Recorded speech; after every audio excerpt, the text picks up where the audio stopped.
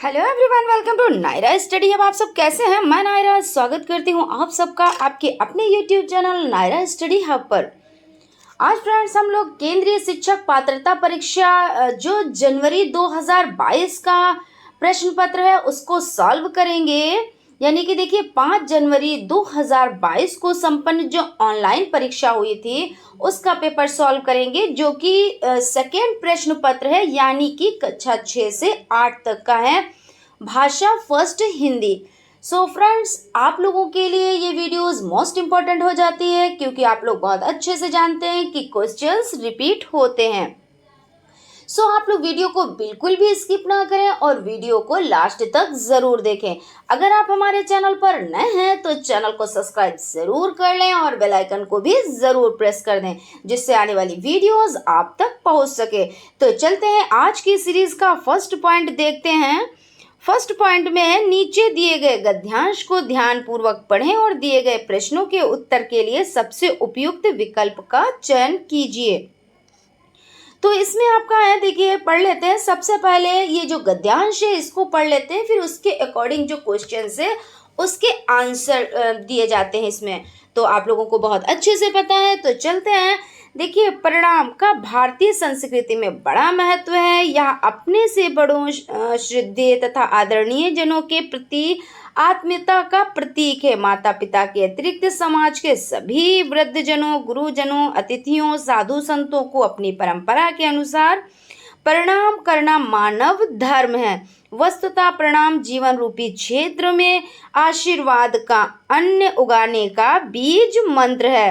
प्रणाम के जीवन, यानी देखिए प्रणाम के संबंध में मनु की मान्यता है कि वृद्धजनों व माता पिता को जो नित्य सेवा प्रणाम से प्रसन्न रखता है, उसकी आयु, विद्या, यश और बल चारों की वृद्धि होती है। प्रणाम के बल पर ही बालक मार्कंडेय में सप्तऋषियों से चिरंजीवी होने का वरदान प्राप्त किया था। महाभारत के युद्ध के आरंभ में युधिष्ठिर ने पितामह भीष्म, गुरु द्रोण, गुरुकुल कृपाचार्य एवं महाराज शल्य को प्रणाम करके उनसे विजयी भव का आशीर्वाद प्राप्त किया। प्रणाम की महत्ता निरूपित करते हुए संत तुलसीदास जी कहते हैं कि वह मानव शरीर व्यर्थ है जो सज्जनों और गुरुजनों के सम्मुख नहीं झुकता।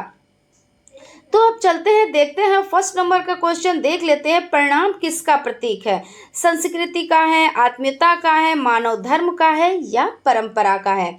तो सबसे पहले हम गद्यांश को देखते हैं, उसके बाद इसमें से हम आंसर देखते हैं। प्रणाम का भारतीय संस्कृति में बड़ा महत्व है। यह अपने से बड़े श्रेष्ठ तथा आदरणीय जनों के प्रति आत्मीयता का प्रतीक है। किसका प्रतीक है? तो आत्मीयता का प्रतीक है। और आपके ऑप्शन में देखिए संस्कृति का, आत्मीयता का, मानव धर्म का या परंपरा का। तो इस अकॉर्डिंग आपका जो राइट आंसर हो जाता है वो हो जाता है आत्मीयता, यानी कि B option is the right answer. उसके बाद चलते हैं क्वेश्चन की तरफ। प्रणाम करने वाले को किसकी प्राप्ति होती है? विद्या की होती है, अन्न की होती है, जीवन की होती है, आनंद की होती है? तो हम लोग देख लेते हैं। प्रणाम करने वालों की देखिए उसकी आयु, विद्या, यश और बल चारों की वृद्धि होती है। तो इसमें आपका क्या है? विद्या है। और विद्या के अतिरिक्त और कौन सी चीजें हैं देख लेते हैं। विद्या, आयु हो गई, विद्या हो गई, यश और बल। तो आपके ऑप्शन में विद्या है, इसलिए विद्या आपका राइट आंसर हो जाता है।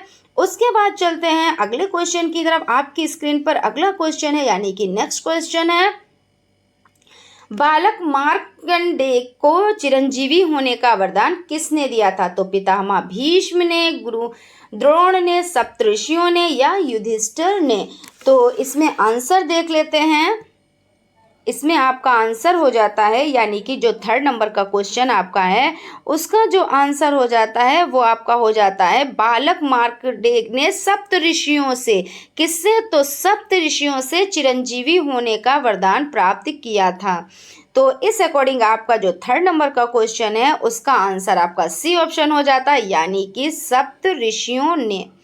उसके बाद चलते हैं नेक्स्ट क्वेश्चन की तरफ। आपकी स्क्रीन पर नेक्स्ट क्वेश्चन है, सज्जनों और गुरुजनों के सम्मुख झुकने से क्या तात्पर्य है? स्वाभिमान की समाप्ति, झुककर प्रणाम करना, या झुककर समर्पण करना, या अहंकार की समाप्ति। तो आपका गद्यांश के अनुसार क्या हो जाता है? गद्यांश के अनुसार सज्जनों और गुरुजनों के सम्मुख झुकने से तात्पर्य है अहंकार की समाप्ति। तो इस अकॉर्डिंग आपका जो डी ऑप्शन है वो आपका राइट हो जाता है। अब चलते हैं क्वेश्चन की तरफ। सप्त ऋषि शब्द में समास है, तो द्विगु समास है, कर्मधारय समास है, द्वंद्व समास है, या तत्पुरुष समास है। तो सबसे पहले देख लेते हैं कि इसमें कौन सा समास है। तो सप्त ऋषि, तो सप्त ऋषि यानी इसमें 7 का वर्णन हुआ है। सप्त ऋषि मतलब होता है 7 तथा ऋषि। इसमें 2 चीज़ें हैं। सप्त ऋषि में देख लेते हैं, इसको समझ लेते हैं, क्योंकि जब आप पूरी इसकी जैसे कि कहते हैं इसका आपको अर्थ पता होगा कि किस तरीके से ये चीज़ें बनी हैं, उसकी परिभाषा पता होगी, तो आपका ज़रूरी नहीं कि सप्त ऋषि ही वर्ड आ जाए, हो सकता है कुछ चेंज करके आ जाए। लेकिन जब इसके बारे में आप लोगों को पता होगा कि इस तरह के जो क्वेश्चंस होते हैं उनका इस तरह से आंसर सॉल्व किया जाता है या इस तरीके से आंसर होता है, तो आप लोग क्वेश्चन कोई सा भी हो इस अकॉर्डिंग, मान लीजिए आपका सप्त ऋषि है, इसके अलावा कुछ और भी हो सकता है, तो आप लोग अच्छे से कर पाएं। तो सप्त ऋषि, देखिए सप्त ऋषि, तो इसमें क्या है? सप्त, सप्त मतलब क्या होता है? 7। सप्त मतलब 7 और प्लस क्या है? ऋषि है। तो कितने ऋषि हैं? तो सप्त ऋषि मतलब 7 ऋषि हैं। तो जहाँ पर क्या होता है, जहाँ पर यानी समास में प्रथम पद संख्यावाची हो, यानी जो संख्यावाची हो, यानी सप्त यानी 7, वहाँ पे क्या होता है? वहाँ पे द्विगु समास होता है। कौन सा समास होता है? तो द्विगु समास होता है। इस अकॉर्डिंग आपका ए ऑप्शन राइट हो जाता है। ठीक है ना? आई होप आप लोगों को बहुत अच्छे से समझ में आ गया होगा। उसके बाद चलते हैं क्वेश्चन की तरफ। जीवन रूपी क्षेत्र में आशीर्वाद का अन्य उगाने का बीज मंत्र है। नित्य सेवा, परिणाम, संस्कृति या परंपरा। तो इसमें हम देख लेते हैं। देखिए गद्यांश के अनुसार जीवन रूपी क्षेत्र में आशीर्वाद का अन्न उगाने का बीज मंत्र परिणाम है। तो इस अकॉर्डिंग आपका जो बी ऑप्शन है वो आपका राइट हो जाता है। ठीक है ना? क्वेश्चन देख लेते हैं नेक्स्ट। नित्य का विलोम क्या होता है? विलोम का मतलब क्या होता है? विलोम मतलब होता है अपोजिट, उल्टा। ठीक है ना? तो विलोम क्या होता है? नित्य का हो जाता है अनित्य। जैसे अच्छे का बुरा हो जाता है, लड़का का लड़की हो जाता है, इसी तरीके से नित्य का अनित्य हो जाता है। ठीक है ना? C option is the right answer. और ये भी देख लेते हैं। देखिए आसमान का, तो जैसे असमान का तो समान क्या हो जाता है? जैसे असमान का क्या हो जाता है? समान हो जाता है। असमान का समान हो जाता है। उसके बाद क्वेश्चन की तरफ चलते हैं।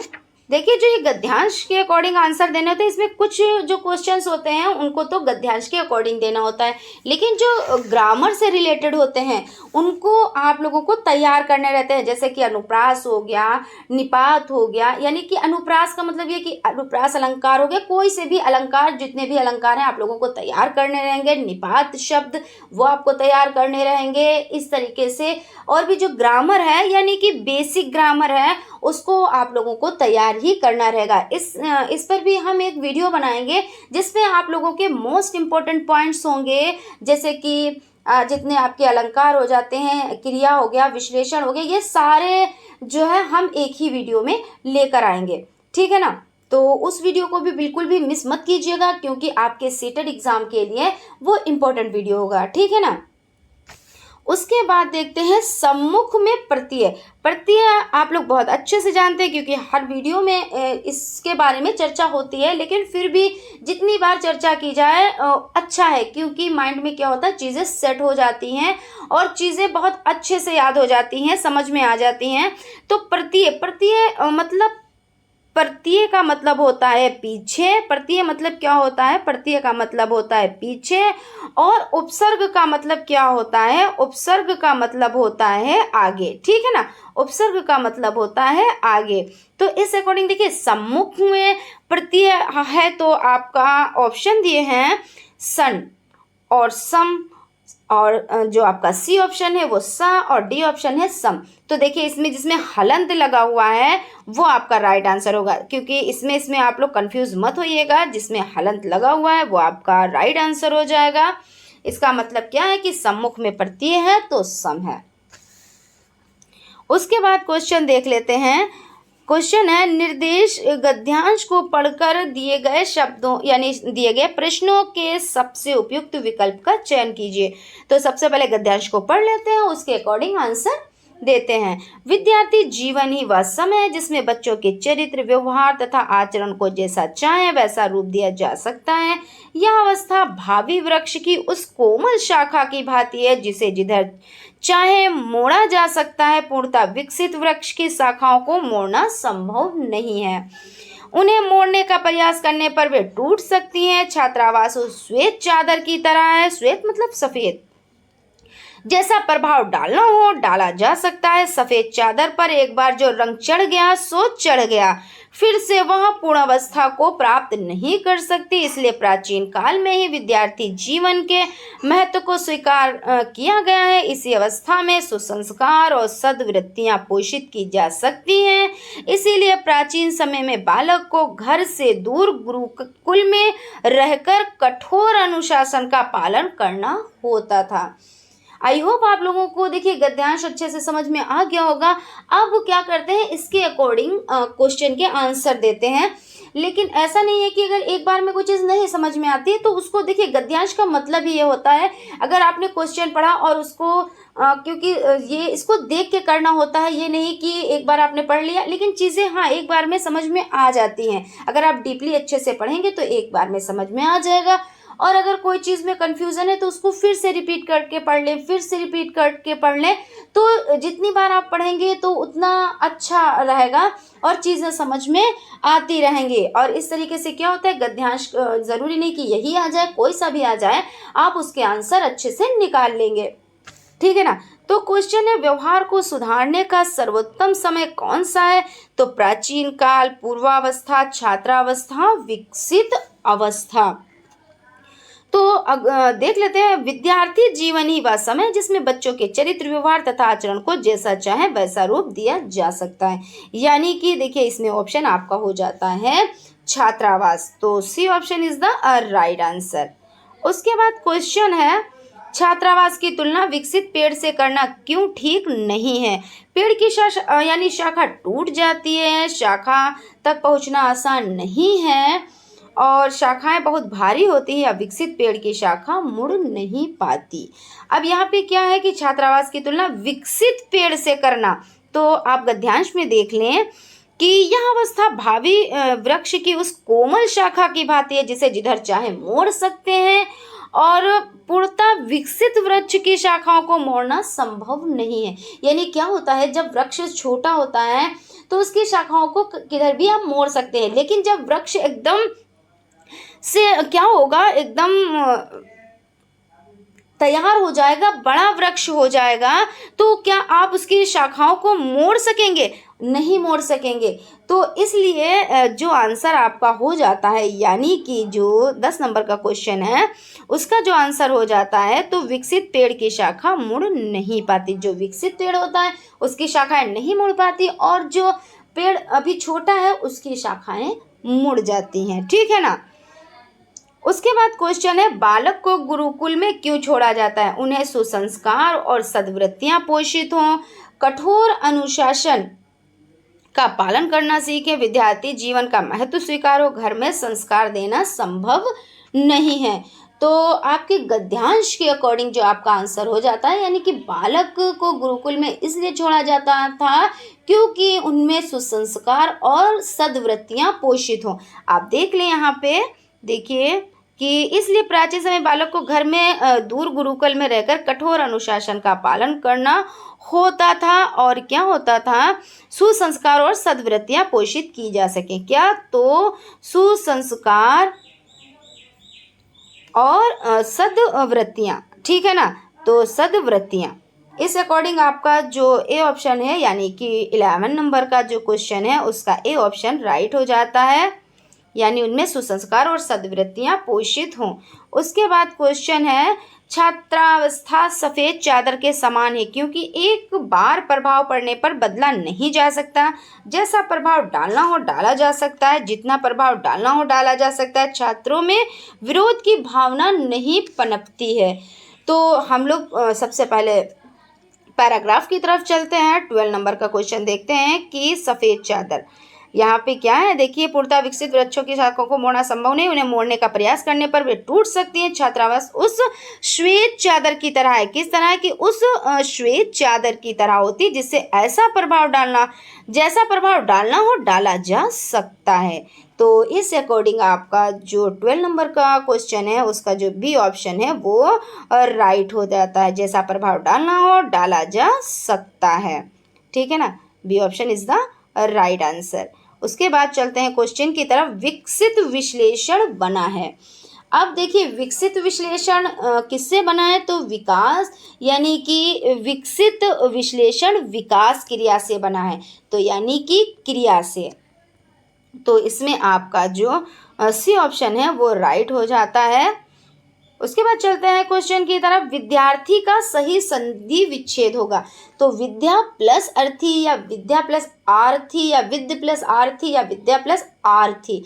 तो आपका जो हो जाता है ऑप्शन राइट वो आपका हो जाता है विद्या प्लस अर्थी, यानी विद्यार्थी। क्योंकि देखिए विद्यार्थी में क्या होता है, विद्यार्थी में आपका विद्या प्लस अर्थी, विद्या प्लस अर्थी हो जाता है, ठीक है ना। तो इस अकॉर्डिंग आपका A option is the right answer. उसके बाद देखते हैं, श्वेत का पर्याय नहीं होगा, तो श्वेत का पर्याय कौन सा नहीं होगा, सफ़ेद, शुभ्र, धवल या सत्वर।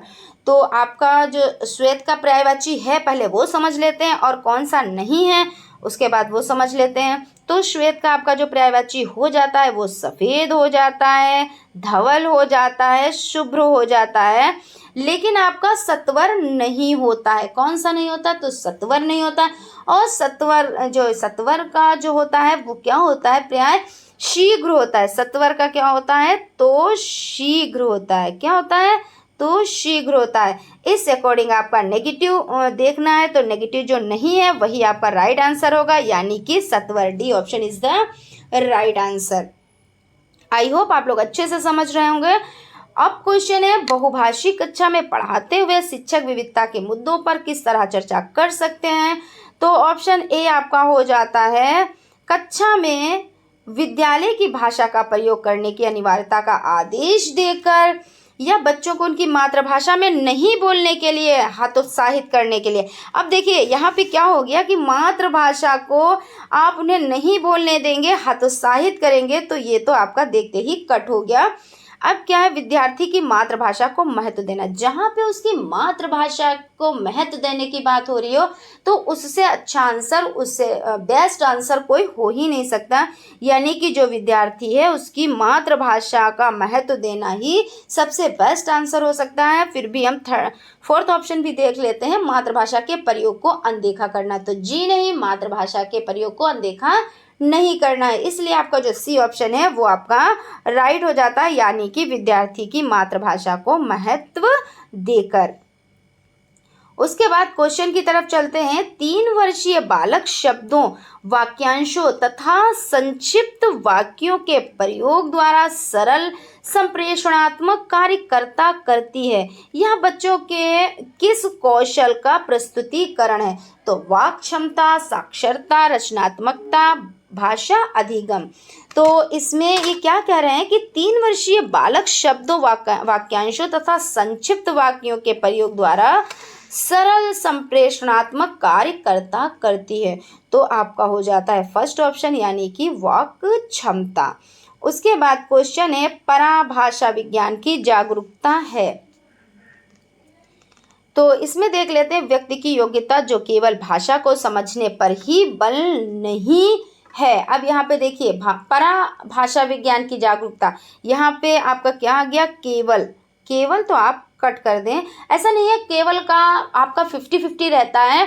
आपको क्वेश्चन यानी जो ऑप्शन होता है उसको अच्छे से पढ़ना होता है, और आपका ये नेगेटिव वर्ड होता है केवल, लेकिन अब क्या हो गया है, इसको 50-50 मान लिया गया है, ठीक है ना। तो कहीं पर केवल आपका राइट आंसर भी हो जाता है और कहीं पर आपका केवल रॉन्ग भी हो जाता है। नेगेटिव और पॉजिटिव दोनों में ये यूज़ हो रहा है, ठीक है ना।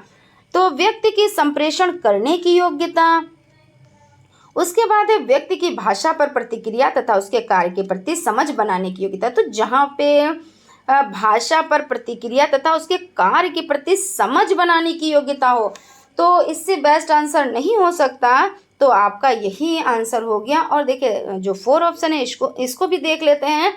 व्यक्ति की अनेक भाषाओं में पढ़ने तथा लिखने की योग्यता, तो इस अकॉर्डिंग आपका सी ऑप्शन राइट हो जाता है।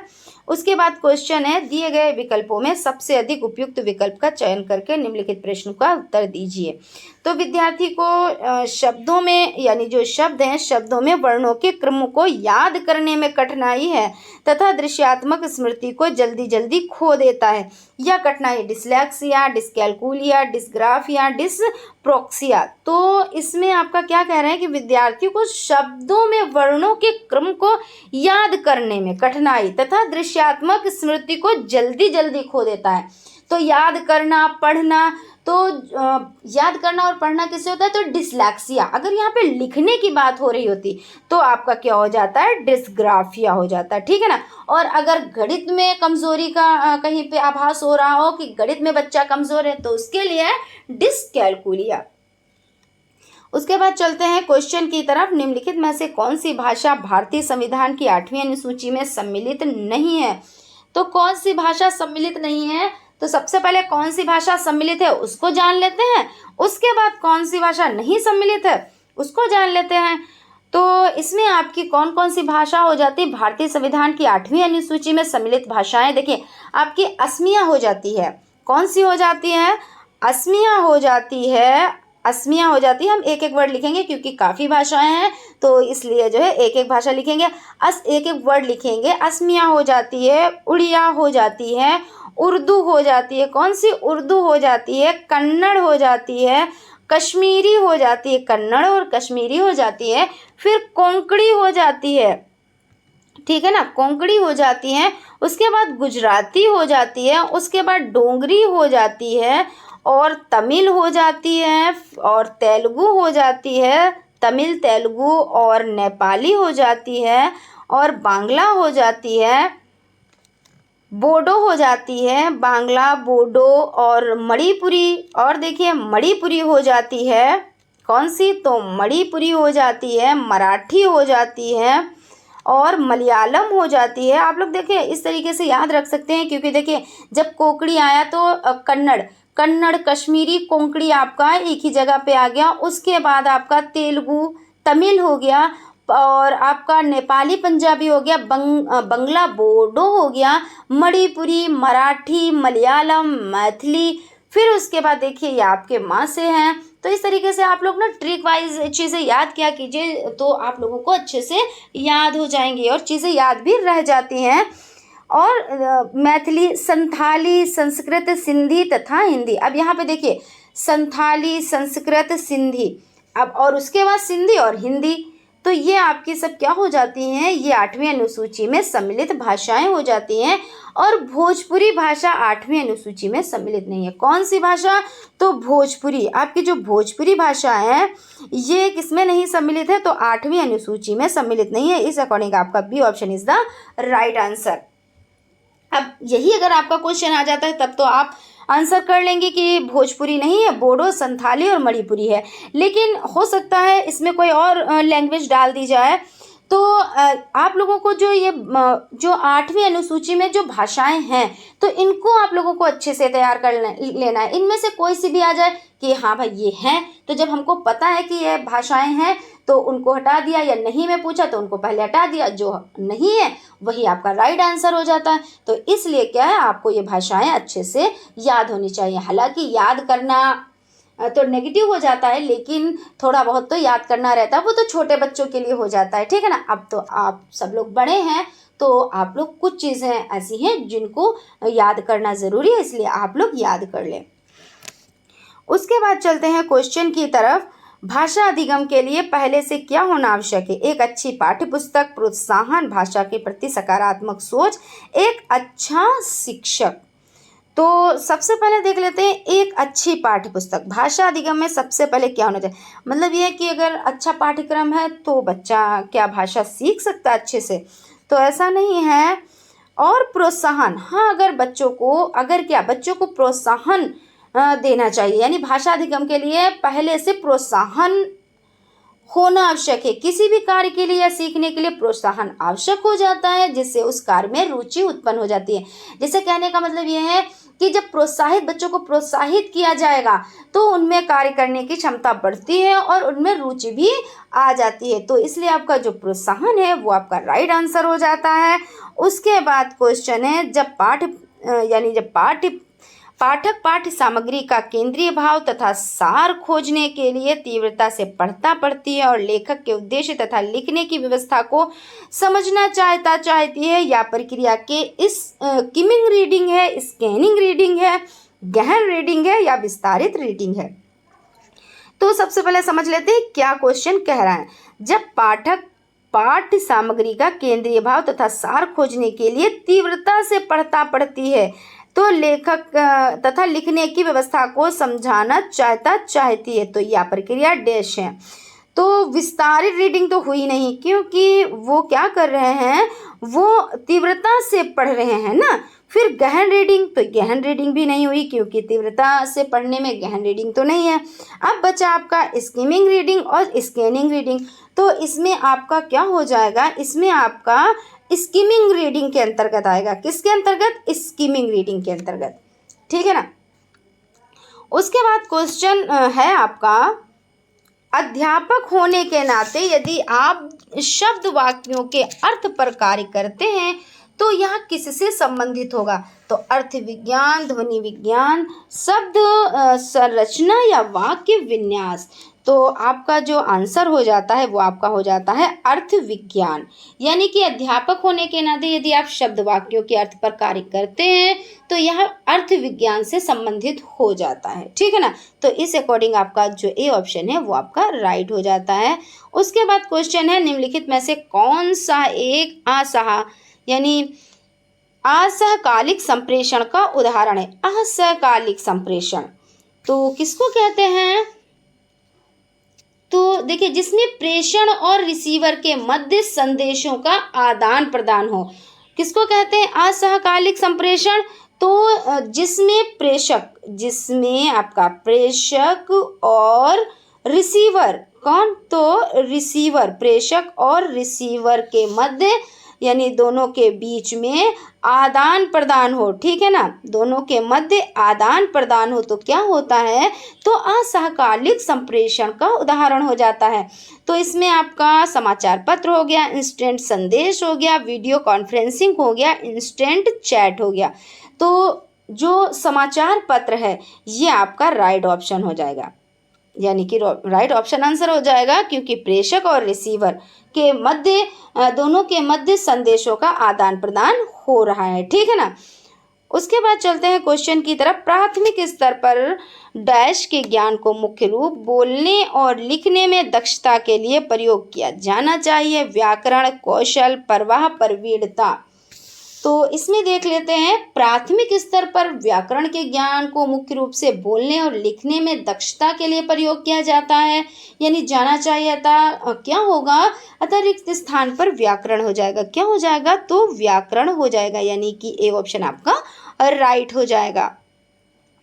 उसके बाद क्वेश्चन है, यदि भाषा सीखना एक स्वाभाविक प्रक्रिया नहीं है तब निम्नलिखित में से सबसे उचित विकल्प होना चाहिए। तो भाषा प्रयास से सीखी जाती है, भाषा एक प्रणाली है, भाषा अपने आप में अद्वितीय है, या भाषा में सदैव बदलाव होता रहता है। तो यहाँ पे क्वेश्चन क्या कह रहा है, पहले क्वेश्चन को समझ लेते हैं। यदि भाषा सीखना एक स्वाभाविक प्रक्रिया नहीं है, यानी जब स्वाभाविक प्रक्रिया नहीं है, जो चीज स्वाभाविक यानी हम स्वाभाविकता से नहीं ग्रहण कर पाते, तो उसको हमको क्या करना होता है? तो हमको उसको सीखना पड़ता है। तो इस अकॉर्डिंग आपका जो राइट आंसर हो जाएगा वो हो जाएगा भाषा प्रयास से सीखी जाती है। क्योंकि मान लीजिए हमें मातृभाषा आती है, ठीक है, ये तो हमने अर्जन कर लिया, ऐसे अपने माहौल में रहकर, अपने परिवेश में रहकर जैसे हमारे बड़े बोलते हैं उसी तरीके से बच्चे भी सीख जाते हैं। जैसे हमारे पड़ोसी होते हैं, जैसे उनकी लैंग्वेज होती है उस तरीके से बच्चे भी सीख जाते हैं। लेकिन सबसे ज़्यादा जो बच्चों पे होता है, असर पड़ता है, तो वो सबसे पहले माँ का पड़ता है, उसके बाद पिता का पड़ता है। तो जो घर में बच्चा सीखता है फिर अपने पड़ोसियों से सीखता है, ठीक है ना। तो अब जब भाषा क्या है कि स्वाभाविक प्रक्रिया नहीं है, अब यहाँ पे मातृभाषा की बात नहीं हो रही है, तो क्या बात हो रही है कि जब सीखने की बात हो रही है तो भाषा प्रयास से सीखी जाती है। प्रयास का मतलब जैसे कि जब भाषा आप सीखेंगे, मान लीजिए आप हिंदी भाषा आपको आती है और आप उर्दू भाषा सीखना चाहते हैं, तो क्या करेंगे, आप एक टीचर को चुनेंगे। एक अगर आप ऑनलाइन क्लास लेना चाहेंगे तो आप कहेंगे कि नायरा मैडम का वीडियो देख लेते हैं, उसमें उर्दू पढ़ाई जा रही है, ठीक है ना। उसके बाद क्या होगा, आपको किताबों की भी ज़रूरत पड़ेगी, आपको टाइम की भी ज़रूरत पड़ेगी। अगर आप विद्यालय में भाषा सीख रहे हैं, क्योंकि जो भाषा स्वाभाविक तौर से सीखी जाती है वो तो मातृभाषा हो जाती है, लेकिन और जो भाषाएं सीखेंगे तो उसके लिए आपको समय भी चाहिए होता है, विद्यालय भी चाहिए होता है, शिक्षक भी चाहिए होते हैं, पुस्तक भी चाहिए होती है। तो इस अकॉर्डिंग क्या हो जाता है कि भाषा प्रयास से सीखी जाती है। और जब तक आप प्रयास नहीं करेंगे उसमें आप लीन नहीं हो जाएंगे, क्योंकि भाई कोई भी चीज़ सीखने के लिए, आपको पढ़ाई करने के लिए, तो आपको उसमें तो टाइम तो देना ही रहता है। तो इस अकॉर्डिंग जो आपका आंसर हो जाता है, भाषा प्रयास से सीखी जाती है। आई होप आप लोगों को बहुत अच्छे से समझ में आ गया होगा। उसके बाद चलते हैं क्वेश्चन की तरफ। भाषा शिक्षण की व्याकरण अनुवाद विधि मुख्य रूप से भाषा के किस कौशल विकास पर निर्भर विकास पर बल देती है? तो सुनने बोलने पर, पढ़ने लिखने पर, सुनने लिखने पर और बोलने पढ़ने पर। तो आप लोग अच्छे से जानते हैं कि भाषा कौशल कितने होते हैं, तो 4 होते हैं। और देखिए सुबोपाली, क्या तो सुबोपाली, तो इसमें क्या क्या है, सुबोपाली सुनना, बोलना, पढ़ना और लिखना। इसमें क्या कह रहे हैं, भाषा शिक्षण की व्याकरण अनुवाद विधि मुख्य रूप से भाषा के किस कौशल पर बल देती है? तो जब व्याकरण, तो सबसे पहले आप क्या करेंगे, देखिए आप चीज़ों को पढ़ेंगे, क्या करेंगे, तो पढ़ेंगे। भाषा शिक्षण की व्याकरण की यहाँ पे बात हो रही है। व्याकरण अनुवाद विधि मुख्य रूप से भाषा की किस कौशल पर निर्भर करती है? तो जब आप पढ़ेंगे व्याकरण को, भाई आप पढ़ेंगे तो पढ़ने पे हो गई, ठीक है ना।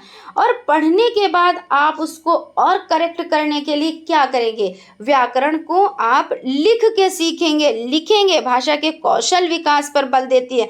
जब भाषा के कौशल विकास पर, तो पढ़ना और लिखना, यानी व्याकरण को हमको जब सीखने के लिए हम उसको पढ़ेंगे और उसके बाद हम लोग उसको क्या करेंगे, तो लिखेंगे। तो इस तरीके से आपका हो जाता है पढ़ना और लिखना, ठीक है ना। उसके बाद क्वेश्चन है, निम्नलिखित में से कौन सा युग्म अधिग्रहण भाषाई दक्षता के लिए महत्वपूर्ण है? अधिग्रहण की यहाँ पे बात हो रही है, ठीक है ना। तो इसमें क्या हो जाता है, इसमें देखिए वही चीज़ है, सुबोपाली से ही हम लोग समझ लेते हैं। किससे, तो सुबोपाली। ये आपका जो ट्रिक होता है ये बहुत ही आसान होता है, इससे आप लोग अच्छे से समझ जाते हैं। तो सुबोपाली, तो इसमें जो क्वेश्चन है, निम्नलिखित में से कौन सा युग्म अधिग्रहण यानी ग्रहण कर रहे हैं भाषाई दक्षता के लिए महत्वपूर्ण है, ठीक है ना। तो सुबोपाली में आप जैसे अब आपस में हम लोग 2 लोग बैठे हैं और अपनी बात को कहना चाह रहे हैं। पहले शख्स ने क्या किया, यानी व्यक्ति ने क्या किया, अपनी बात को बोलकर दूसरे व्यक्ति से प्रकट की। अब उस दूसरे व्यक्ति ने क्या किया, अपनी बात को पहले व्यक्ति से बताई। तो ये कैसे हो गया, ये बोलने से हो गया। किससे हो गया,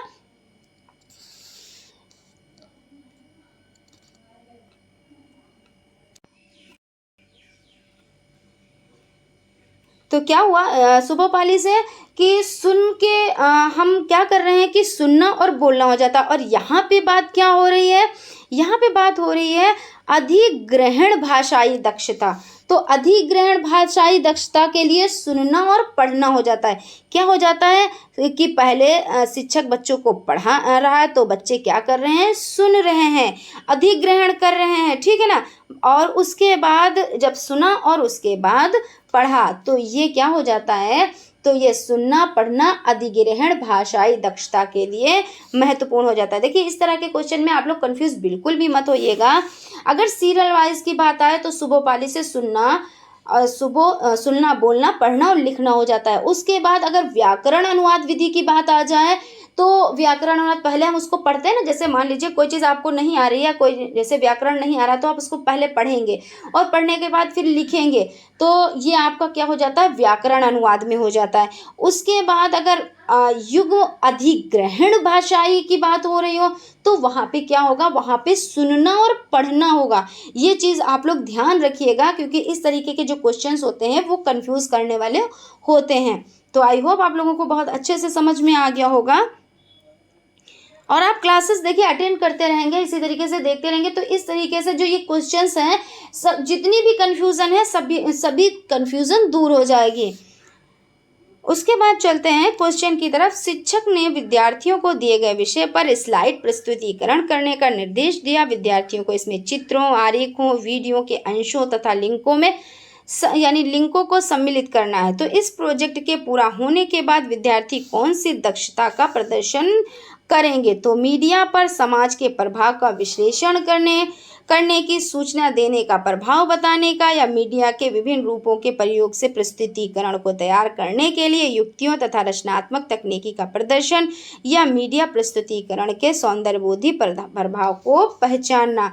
तो इसका जो राइट आंसर हो जाता है वो आपका हो जाता है सूचना देने तथा प्रभाव बताने का, यानी कि बी ऑप्शन आपका राइट हो जाता है। इसमें क्या है कि शिक्षक ने विद्यार्थी को दिए गए विषय पर स्लाइड प्रस्तुत की, क्या है,